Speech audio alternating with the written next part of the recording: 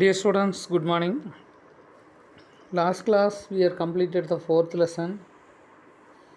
Now we take fifth lesson. The fifth lesson topic is molecular genetics. So what is meant by genetics? Genetics means to study about the gene is called as genetics. So genetics studied in molecular level is called as molecular genetics. Genetics மாலிகுல்னா என்ன? சின்ன ஒரு பொருள். சரி, சின்ன ஒரு பொருள். இந்த ஜெனட்டிக்ஸை சின்னதாக பிரித்து பார்ட்டாக பிரித்து படிக்கிறதுக்கு பேர் தான் மாலிகுலர் ஜெனட்டிக்ஸ். ஜெனட்டிக்ஸோட மாலிகுலர் லெவலில் என்ன இருக்குன்னா ஜீன் இருக்குது. அந்த ஜீனை பற்றி படிக்கிறது தான் மாலிகுலர் ஜெனட்டிக்ஸ். சரியா? இப்போ இதை ஒரு டயக்ராம் கொடுத்துருக்காங்க, அதை பார்க்கலாம். இந்த டயக்ராம் வந்து பார்த்திங்கன்னா இது வந்து ஒரு மமூத் அப்படிங்கிற ஒரு உயிரினத்தோட டயக்ராம். இது வந்து யானை வகையை சேர்ந்த ஒரு உயிரினம். சரியா? இது வந்து யானை வகையை சேர்ந்தது. இந்த மமூத் வந்து பார்த்திங்கன்னா நீங்கள் ஐசேஜ் அப்படின்னு ஒரு படம் இருக்குது. அந்த படத்தில் வந்து நீங்கள் பார்த்துருப்பீங்க. இந்த யானை மேலே முழுவதும் முடி நிறைய வளர்ந்துருக்கும். அதுதான் மமூத் அப்படிங்கிற உயிரினம். இது வந்து யானையோட முன்னோடி உயிரினம். யானை தோன்றுவதற்கு முன்னாடி இந்த இனம் வாழ்ந்து வந்தது. இந்த இனம் வந்து இப்போ முழுவதும் அழிந்து விட்டது. பூமியில் முழுசு அழிஞ்சிச்சு. இந்த மமூத் வந்து பார்த்திங்கன்னா ஒரு 30,000-40,000 வருஷத்துக்கு முன்னாடி இந்த சைபீரியா அப்படின்னு ஒரு நாடு இருக்குது. சரி, அந்த நாட்டில் வந்து பார்த்திங்கன்னா பனி அதிகமாக மூடி இருக்கும். ஃபுல்லாக பனிப்பாறைகள் இருக்கும். அந்த பனிப்பாறையில் ஒரு மமூத் உயிரினம் போய் அங்கே தவறி விழுந்து அந்த பனியில் விழுந்து அப்படியே செட்டில் ஆயிடுச்சு. அப்படியே இறந்து போச்சு. அந்த பனியில் அப்படியே மூழ்கி இருந்ததுனால அதனோட பார்ட்ஸ் எதுவுமே கெட்டு போகலை. அப்படியே ப்ரிசர்வாக அப்படியே இருந்துச்சு. அதை எடுத்து அதனோட உடம்புல இருக்கிற ஜீன் டிஎன்ஏ வெளியெடுத்து அது எப்படி உருவாகிருக்கு, அதனோட ப்ரோட்டீன்ஸ் எப்படி இருக்குது, சரியா, அதனோட டிஎன்ஏ எப்படி இருக்குது, அதனோட கை எப்படி இருக்குது, கால் எப்படி இருக்குது அப்படிங்கிற அந்த டிஎன்ஏவை பிரித்து அந்த ஜீனை வெளியே எடுத்து அதில் ஆராய்ச்சி பண்ணாங்க. இப்படி மூலக்கூறு ஜெனட்டிக்ஸ், இந்த மாலிகுலர் ஜெனட்டிக்ஸ் அதில் பண்ணாங்க. சரியா? அதுதான் கொடுத்துருக்காங்க. It is a new life of woolly mammoth of DNA researchers can now recreate the gene of mammoth and study the proteins and encoded. இந்த மமூத்தோட ப்ரோட்டீன்ஸை டிஎன்ஏவை புதுசாக உற்பத்தி பண்ணி அதனோட உடம்புல இருக்கிற ப்ரோட்டீன்ஸை புதுசாக உருவாக்கி கொடுத்தாங்க. இதுதான் மாலிகுலர் ஜெனட்டிக்ஸ் அப்படிங்கிற இதோட அச்சீவ்மெண்ட்ஸ். இந்த மாதிரி எல்லா உயிரினத்துக்கும் பண்ணலாம். ஓகேங்களா? இது இப்படி ஒரு எக்ஸாம்பிள் இப்படி பண்ணுறது தான் இதெல்லாம் நம்ம இதில் படிக்க போகிறோம். ஓகேங்களா? ஓகே, நம்ம டாபிக் உள்ள போகலாம்.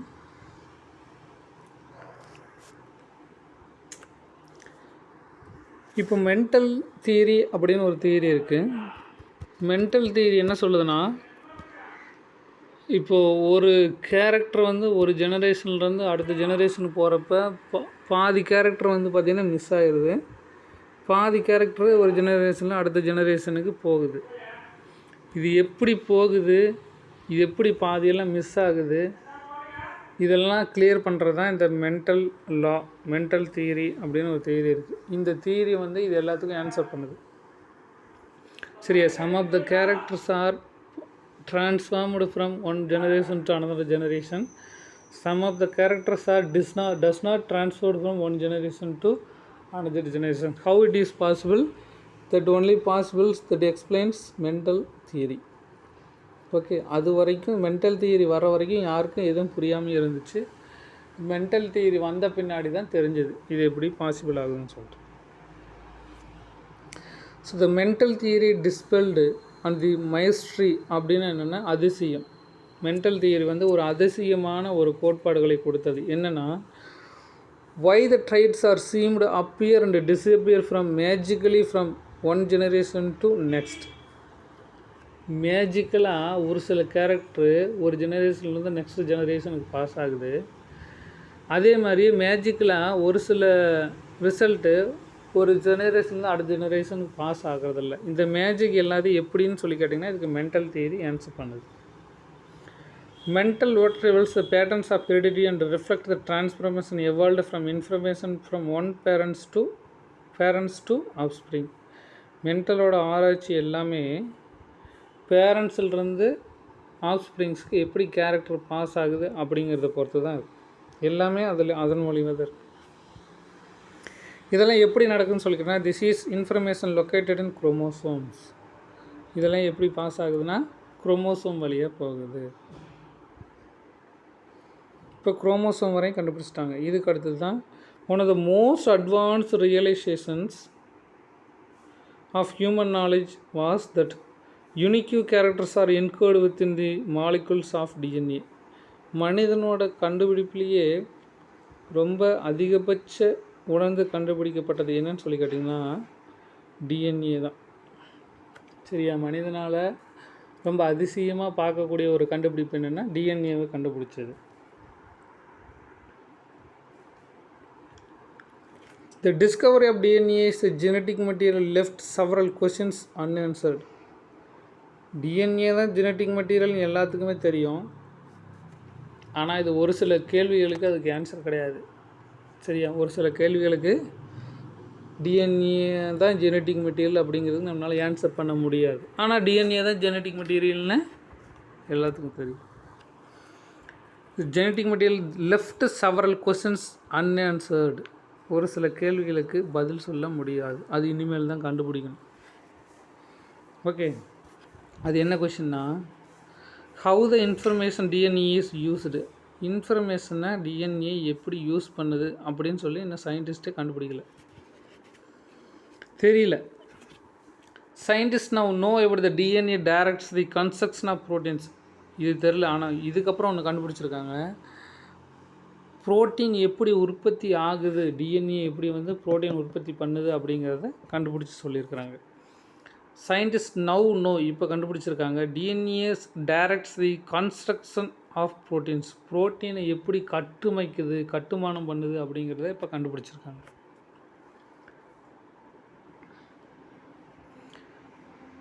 Proteins determine the shapes of cells and rate of chemical reactions such as those that occur during the metabolism and photosynthesis. இந்த ப்ரோட்டீன்ஸ் தான் செல்லோட வடிவம், அந்த செல்லுக்குள்ளே நடக்கூடிய கெமிக்கல் ரியாக்ஷன்ஸ் இது எல்லாத்தையும் கண்ட்ரோல் பண்ணுது. மெட்டபாலிசம் அவங்க வளரக்கூடிய வீதம், ஃபோட்டோசிந்தசிஸ் ஒளிச்சேர்க்கை நடைபெறும் வீதம், இது எல்லாத்தையும் கண்ட்ரோல் பண்ணுறது proteins. The heredity nature of every living organism defined by genome. எல்லா உயிரினத்தோட ஹெரிடிட்டி அப்படின்னு என்ன, ஒரு ஜெனரேஷனில் அடுத்த ஜெனரேஷன் கேரக்டர் பாஸ் ஆகிறதுக்கு பேர் ஹெரிடிட்டி. இது எல்லாத்தையும் கண்ட்ரோல் பண்ணுறது genome, which consists of long sequence of nucleic acid to provide the information needed to construction an organism. ஒரு which consists of long sequence அப்படின்னா இது ஒரு பெரிய சீக்வன்ஸாக இருக்கும், நீளமான ஒரு சீக்வன்ஸாக இருக்கும். ஆஃப் நியூக்ளிக் ஆசிட், இது எதனால் ஆனது, நியூக்ளிக் ஆசிட்டால் ஆனது. டு ப்ரொவைட்னா இது கொடுக்குது, ஒரு உயிரினம் உருவாகிறதுக்கு தேவையான அத்தனை செயல்களும் அதுக்குள்ளார இருக்கும். ஒரு உயிரினம் உருவாகிறதுக்கு தேவையான அத்தனை விஷயங்களும் அதுக்குள்ளார இருக்கும். எதுக்குள்ளார, டிஎன்ஏக்குள்ளார இருக்கும்.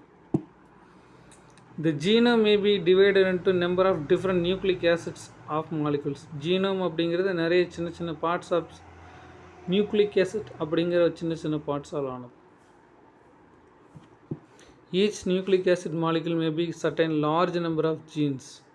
ஒவ்வொரு நியூக்ளிக் ஆசிட்டுக்குள்ளாரையும் நிறைய ஜீன் இருக்குது. சரியா, ஒரு ஜீனோம் அப்படிங்கிறது நிறைய நியூக்ளிக் ஆசிட் சேர்ந்தது ஒரு ஜீனோம்.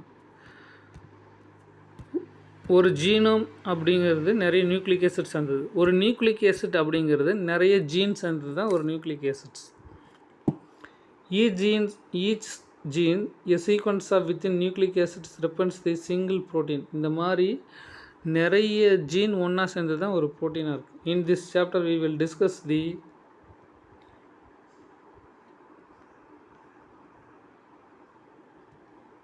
Structure of DNA. இந்த சாப்டர் நம்ம என்னென்ன பார்க்கணும், ஸ்ட்ரக்சர் ஆஃப் டிஎன்ஏ ஸ்ட்ரக்சர் எப்படி இருக்குது, டிஎன்ஏயோட ரெப்ளிகேஷன் எப்படி இருக்குது, the process making of RNA எப்படி உருவாகுது ஃப்ரம் டிஎன்ஏவிலேருந்து ஆர்என்ஏ எப்படி உருவாகுது அப்படின்னு படிக்க போகிறோம். அதுக்கு பேர் டிரான்ஸ்கிரிப்ஷன். ஜெனட்டிக் கோடு எப்படி இருக்குது, it determines the sequence of amino acid of protein synthesis. இந்த ஜெனட்டிக் கோடு ப்ரோட்டீனை எப்படி உற்பத்தி பண்ணுது அப்படிங்கிறத பார்க்க போகிறோம். அதுக்கு பேர் translation. Regulation of gene expression and essential of human genome sequencing. இது எல்லாத்தையும் இதில் படிக்க போகிறோம். எசென்சியல்னால் தேவையானது. ஹியூமன் ஜீனோம் ப்ராஜெக்ட் அப்படின்னு ஒன்று இருக்குது, அதில் என்னென்ன தேவை அப்படிங்கிறத இதில் ஃபுல்லாக நம்ம படிக்க போகிறோம். என்னென்னா structure of DNA replication, transcription அப்படின்னா என்னென்னா டிஎன்ஏலேருந்து ஆர்என்ஏ உற்பத்தி ஆகிறதுக்கு பேர் டிரான்ஸ்கிரிப்ஷன், அதை பார்க்க போகிறோம். ஜெனட்டிக் கோட் அதை பற்றி படிக்க போகிறோம். இது எப்படி ப்ரோட்டீன் உற்பத்தி பண்ணுது அப்படிங்கிறத படிக்க போகிறோம். அதுக்கு பேர் translation. Regulation of gene expression, gene எப்படி வெளிப்படுத்துது அப்படிங்கிறத படிக்க போகிறோம். Essential of human genome sequencing, human genome சீக்வன்ஸுக்கு என்னென்ன தேவை அப்படிங்கிறதையும் இதெல்லாம் நம்ம பார்க்க போகிறோம்.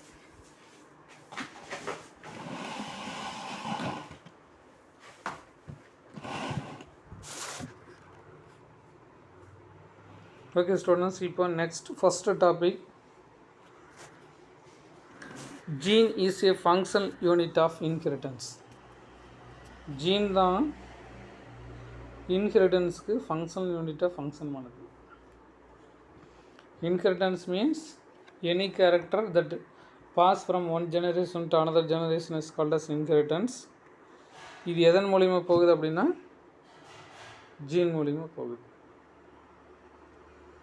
சரியா, இதுதான் நம்ம படிக்க போகிறோம். Gene is a basic physical and functional unit of heredity. இது மார்க் பண்ணிக்கோங்க. ஜீன் தான் ஃபிசிக்கலாகவும் ஃபங்க்ஷனல் யூனிட்டாகவும் இருக்குது ஹெரிடிட்டிக்கு. ஹெரிடிட்டின்னு என்ன, ஒரு ஜெனரேஷனில் அடுத்த ஜெனரேஷன் பாஸ் ஆகிறதுக்கு பேர் ஹெரிடிட்டி தான். இது எதன் மூலிமா நடக்குது, ஜீன் மூலிமா நடக்குது. The concept of gene was first explained in Greek John Mental in 1860. First gene அப்படிங்கிற ஒரு கான்செப்டை எக்ஸ்பிளைன் கொடுத்தவர் கிரிக்கர் ஜான் மெண்டல் அப்படிங்கிறவர். இவர் வந்து ஜீன் அப்படிங்கிற பேரில் சொல்லலை, ஃபேக்டர் அப்படிங்கிற பேரில் தான் சொன்னார். He never used the term gene. இவர் வந்து ஜீன் அப்படிங்கிற வார்த்தையை அவர் யூஸ் பண்ணவே இல்லை. ஹீ கால்டு ஃபேக்டர், இவர் வந்து ஃபேக்டர் அப்படின்னு தான் சொன்னார். இது எல்லாமே 1 mark. In 1909 Danish biologist William Johannsen coined the term gene.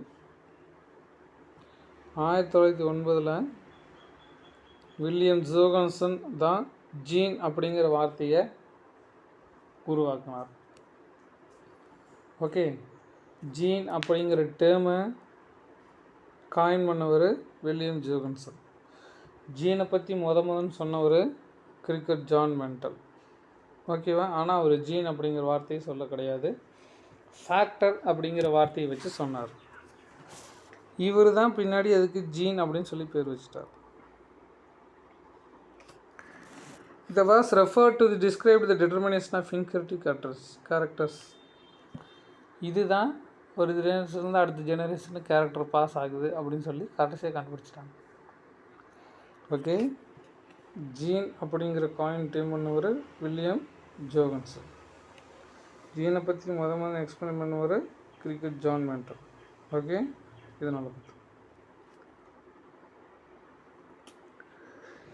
இதுக்கு அடுத்தது ஜீனுக்கு ஒரு டெஃபனிஷன் கொடுத்தது இன்னொருத்தர் வந்தார். அவருக்கு பேர் வந்து சுட்டான். According to classical concept of gene,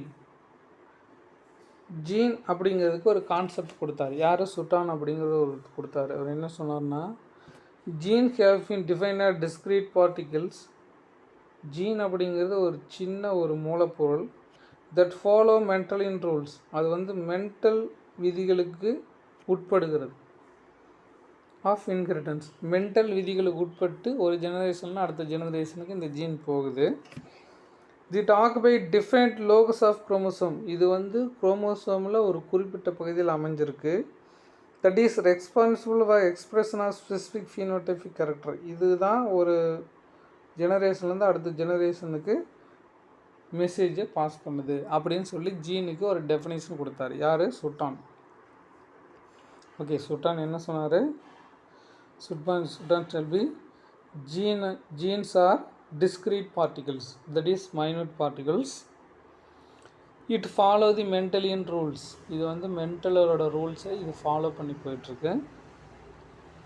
that is present in special locus of chromosome. இது குரோமோசோமில் குறிப்பிட்ட இடத்துல பதிஞ்சிருக்கு. இதுதான் ஒரு ஜெனரேஷன்லேருந்து அடுத்த ஜெனரேஷனுக்கு பீனோடைபிக் கேரக்டர் ஜீனோடைபிக் கேரக்டரை பாஸ் பண்ணி கொண்டு போகுது அப்படிங்கிறத சுட்டான் அப்படிங்கிற சயின்டிஸ்ட்டு சொன்னார். ஓகே, இதுதான் சுட்டான் சொன்ன கான்செப்ட். இப்போ ஜீனோட ப்ராப்பர்ட்டிஸ் பார்க்கலாம். They show the following properties. ஜீனோட ப்ராப்பர்ட்டிஸ், ஜீனோட பண்புகள். Okay, a number of gene in each organism more than number of chromosomes. பாருங்க, இது ஒரு குரோமோசோம். இந்த குரோமோசோம்குள்ளே தான் ஜீன் இப்படி அமைஞ்சிருக்கு.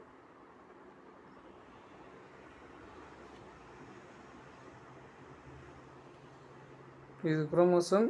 இந்த குரோமோசோமுக்குள்ளே டிஎன்ஏ இருக்குது. டிஎன்ஏயோட ஒரு குறிப்பிட்ட பகுதி தான் ஜீன். ஓகேவா? இது குரோமோசோம். குரோமோசோம்குள்ளே டிஎன்ஏக்குள்ளே குறிப்பிட்ட பகுதி தான் ஒரு ஜீன்.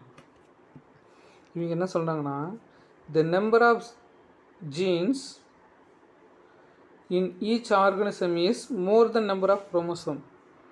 அதாவது ஒரு உயிரினத்தில் இருக்கக்கூடிய ஜீன்களோட எண்ணிக்கை குரோமோசோம் விட அதிகமாக இருக்குன்னு சொல்கிறாங்க. ஏன்னா ஒரு குரோமோசோமுக்குள்ளாரே கிட்டத்தட்ட 30,000 ஜீன் இருக்குது.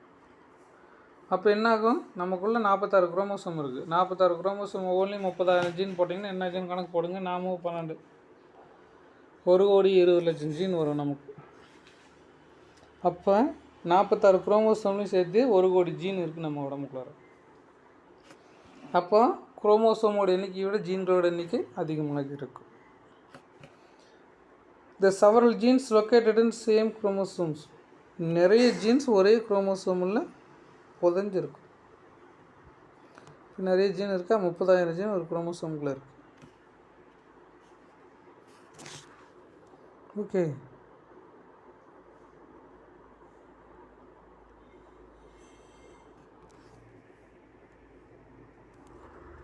சரியா? Several jeans are located in the same chromosomes. நிறைய ஜீன்ஸ் வந்து ஒரே குரோமோசோமுக்குள்ளே வந்து புதஞ்சிருக்கும். நெக்ஸ்ட் செகண்ட் பாயிண்ட்ஸ் என்னென்னு பார்க்கலாம்.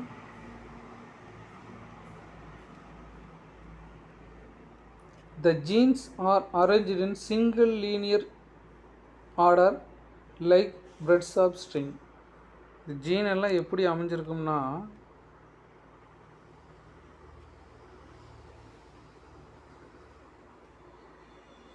இது ஒரு குரோமோசோம், இது டிஎன்ஏ, இப்படி வரிசையாக ஒவ்வொன்றா இப்படி அமைஞ்சிருக்கு. Single linear. இப்படி லீனியர்னா என்ன? கோடு அப்படி நேராக இப்படி அமைஞ்சிருக்கு. குரோமோசோமுக்குள்ளார் இப்படி நேராக இப்படி அமைஞ்சிருக்கு. சிங்கிள் லீனியராக அமைஞ்சிருக்கும். சரியா? பிரெட்ஸ் ஆஃப் ஸ்ட்ரிங் அப்படின்னா பாசிமணி மாதிரி. பாசிமணி எப்படி இருக்கும்? ஒவ்வொரு மணிமணியும் கோத்த மாதிரி இருக்கும் இல்லையா? Genes are located in same chromosomes in the manner of single linear fashion. ஒரு நேரடியான ஒரு வளையல் அமைஞ்ச மாதிரி ஜீன் அமைஞ்சிருக்கும்.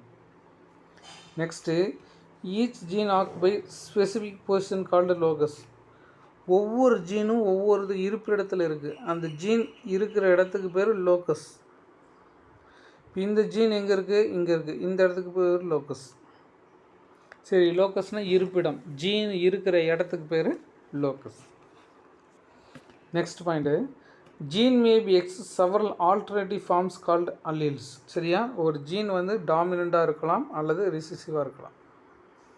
இதுக்கு பேர் அல்லீல்ஸ். அது டாமினன்ட் ஃபார்ம்லேயே இருக்கலாம், ரிசசிவ் ஃபார்ம்லேயே இருக்கலாம். அதுக்கு பேர் alleles. Okay. Gene may undergo sudden change in position and composition is called mutation. இந்த ஜீன் எப்பவும் ஒரே மாதிரி இருக்குமானா இருக்காது.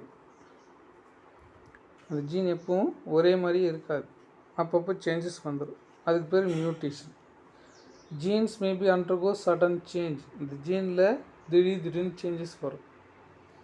இன் பொசிஷன்ஸ் அண்டு காம்போசிஷன்ஸ், அது இருக்கிற இடத்துலையா இருந்தாலும் சரி, அதுக்கு அந்த ஜீனுக்கு உள்ளாரையும் சரி, திடீர்னு வேறுபாடுகள் வரும். அந்த வேறுபாடுக்கு பேர் மியூட்டேஷன்ஸ். அதுக்கு பேர் என்ன? Mutation. Genes are capable of self duplication producing their own species. ஒரு ஜீன் ஒரு இடத்துல இருக்குன்னா அதே மாதிரி இன்னொரு ஜீன் அதனால் உற்பத்தி பண்ண முடியும். ஓன் காப்பீஸ், அதுவே உற்பத்தி பண்ண முடியும். ஓகே, இதுதான் ஜீனோட கேரக்டர்ஸ். இது மறுபடியும் பார்க்கலாம் பாருங்கள். The number of each organism is more than number of chromosomes. ஒரு ஆர்கனிசமில் இருக்கக்கூடிய ஜீனோட நம்பர்ஸை விட குரோமோஸோட நம்பர்ஸ் கம்மியாக இருக்கும். Hence the several genes located in same chromosome. In particular, chromosome have number of genes. சரியா? more than one number of genes. நிறைய jeans ஒரே ஒரு குரோமோசோம்களை பொதிஞ்சிருக்கும். The genes are arranged in a single linear fashion. இந்த ஜீன்ஸ்லாம் எப்படி இருக்கும்? இப்படி நீளமாக, இப்படி இந்த இடத்துல இப்படி வரிசையாக ஒன்றோட ஒன்று நேர்கோட்டில் அமைஞ்சிருக்கு. Each gene occupies a specific position. ஒவ்வொரு ஜீனுக்கும் ஒரு குறிப்பிட்ட இடம் இருக்குது, அதுக்கு பேர் locus. Genes are present in location is called as locus. Gene may be express several alternative forms called alleles. ஒரு ஜீன் டாமினன்ட் ஜீனாக இருக்கலாம், ரெசிசிவ் ஜீனாக இருக்கலாம். இந்த மாதிரி ஆல்டர்னேட்டிவ் ஃபார்ம்ஸ் இருக்கும், அதுக்கு பேர் அல்லீல்ஸ் அப்படின்னு சொல்லிட்டு.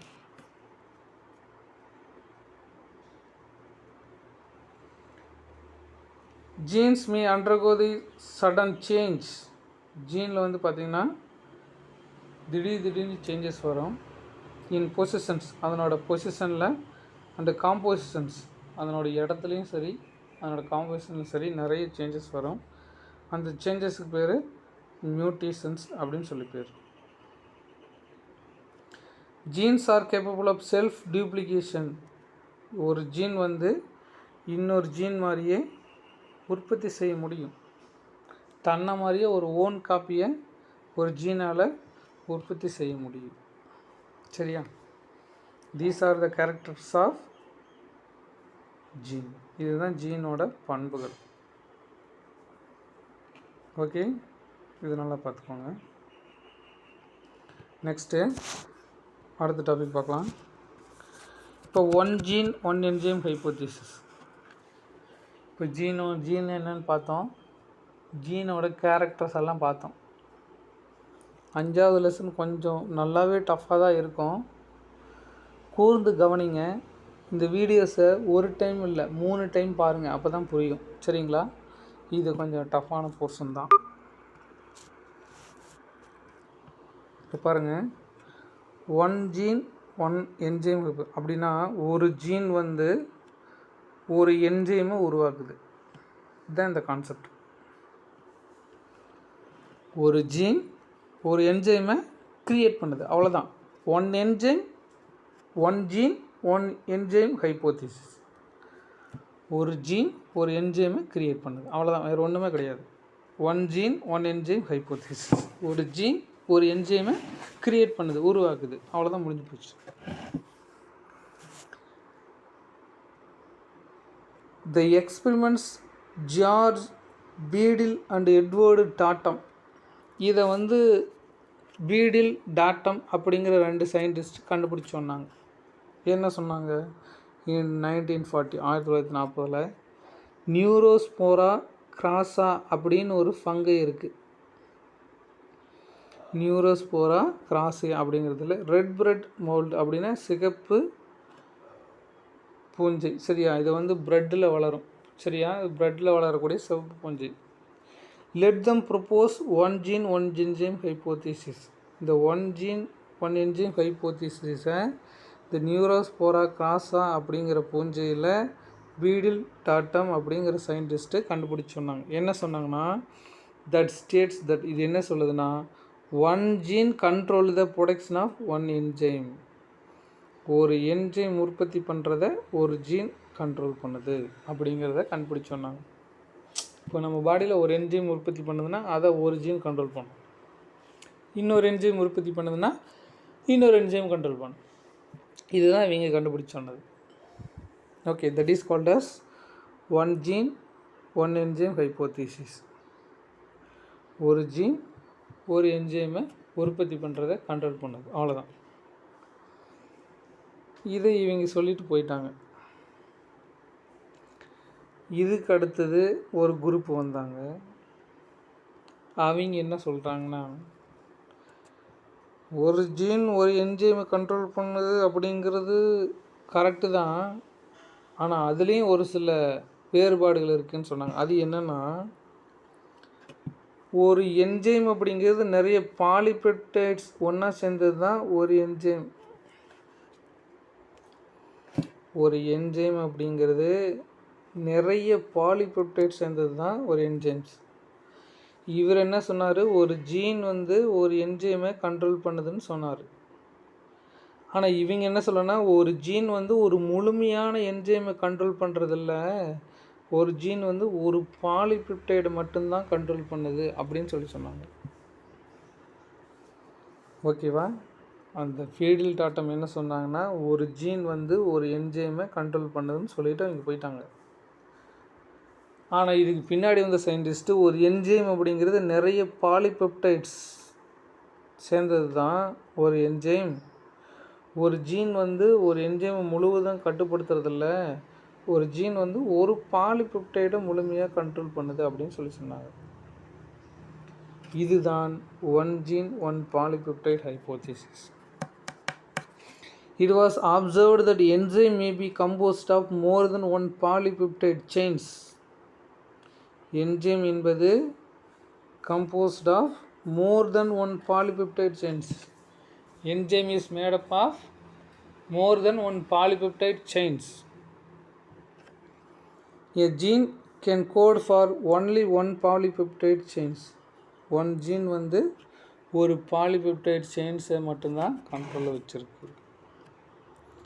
Thus, one gene, one polypeptide hypothesis state that one gene controls the production of one polypeptide chains of enzyme molecules. One gene can control the one polypeptide chains. இதுதான் one gene, one polypeptide chains hypothesis. Okay, I hope everyone should understand this topic. Next, in search of genetic material. DNA அப்படிங்கிறது genetic material அப்படின்னு சொல்கிறோம். அப்படின்னு சொல்கிறதுக்கு முன்னாடி சயின்டிஸ்டெல்லாம் கண்டுபிடிச்சாங்க, genetic material அப்படிங்கிறது என்ன அப்படின்னு சொல்லி கண்டுபிடிச்சாங்க.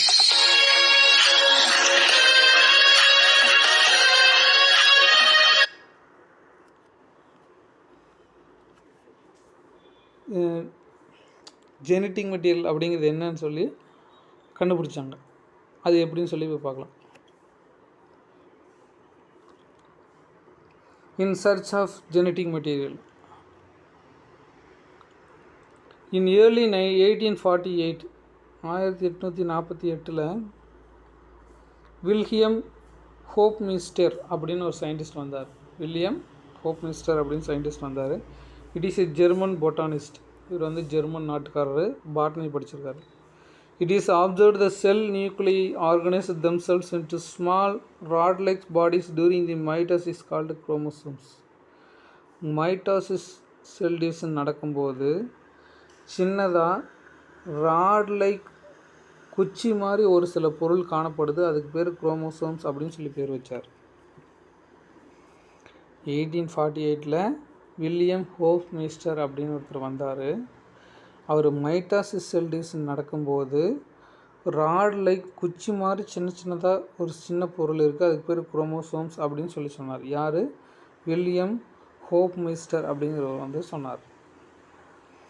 இதுக்கப்புறமா 1869 ஃப்ரிட்ரிஷ் மேஸ்டர் அப்படின்னு ஒருத்தர் வந்தார். அவர் என்ன பண்ணார்னா, இவர் சுவிட்சர்லாந்து நாட்டுக்காரர். Isolated the substance from cell nucleus called nuclein. செல்லோட நியூக்ளியஸிலிருந்து ஒரு சில பொருளை பிரிச்செடுத்து அதுக்கு பேர் நியூக்ளியன் அப்படின்னு பேர் வச்சார். 1869 ஃப்ரிட்ரிஷ் மாய்ஸ்டர் அப்படிங்கிற ஒரு சயின்டிஸ்ட் வந்தார். செல்லோட நியூக்ளியஸிலிருந்து ஒரு சில பொருளை பிரிச்செடுத்து அதுக்கு பேர் நியூக்ளியன் அப்படின்னு பேர் வச்சார். இந்த நியூக்ளியன் பேர் வச்சதை ஆல்ட்மேன் அப்படின்னு ஒருத்தர் வந்தார். இதுக்கு நியூக்ளிக் ஆசிட் அப்படின்னு பேர் வச்சார். நியூக்ளியன் பேர் வச்சோடு ஃப்ரிட்ரிஷ் மாய்ஸ்டர். ஓகேவா? இதுக்கப்புறம் இதுக்கு பேர் நியூக்ளியன் கிடையாது, நியூக்ளிக் ஆசிட் அப்படின்னு சொல்லி ஆல்ட்மேன் அப்படின்னு சொல்லி ஒருத்தர் இதை பேர் மாற்றி வச்சார். அப்புறம் இதை நம்ம இப்போ டிஎன்ஏ அப்படின்னு சொல்லி படிச்சுட்ருக்குறோம். சரி, இப்போ இதை நம்ம டிஎன்ஏ அப்படின்னு சொல்லி நம்ம படிச்சுட்டோம்.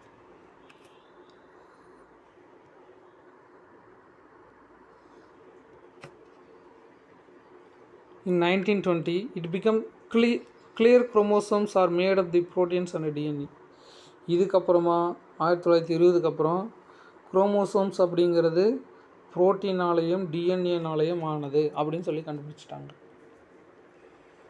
சரியா? குரோமோசோம்ஸ் அப்படிங்கிறது புரோட்டீனாலையும் டிஎன்ஏனாலையும் ஆனது அப்படின்னு சொல்லி கண்டுபிடிச்சிருக்காங்க. Many experiments were carried out of study of the actual carriers of genetic information. இதை கண்டுபிடிக்கிறதுக்கு நிறைய எக்ஸ்பெரிமெண்ட்ஸ் கொண்டு வந்தாங்க. கிரிஃபித் அப்படிங்கிற ஒரு சயின்டிஸ்ட் வந்தார். That experiment proved the DNA is a genetic material. முதல்ல DNA is a genetic material அப்படின்னு சொல்லி கண்டுபிடிச்சு சொன்னவர் கிரிஃபித் அப்படிங்கிற ஒரு சயின்டிஸ்ட். டிஎன்ஏ தான் ஜெனட்டிக் மெட்டீரியல் அப்படின்னு சொல்லி ஃபஸ்ட்டு ப்ரூவ் பண்ணி கொடுத்தாரு. ஆனால் அதை அவங்க யாரும் அதை ஏற்றுக்கல. இது நம்ம 11th படிச்சிருக்கோம். சரியா? டிஎன்ஏ இஸ் ஜெனட்டிக் மெட்டீரியல் அப்படின்னு சொல்லி கிரிஃபித் சொன்னார். ஆனால் அதை யாரும் ஏற்றுக்கலைன்னா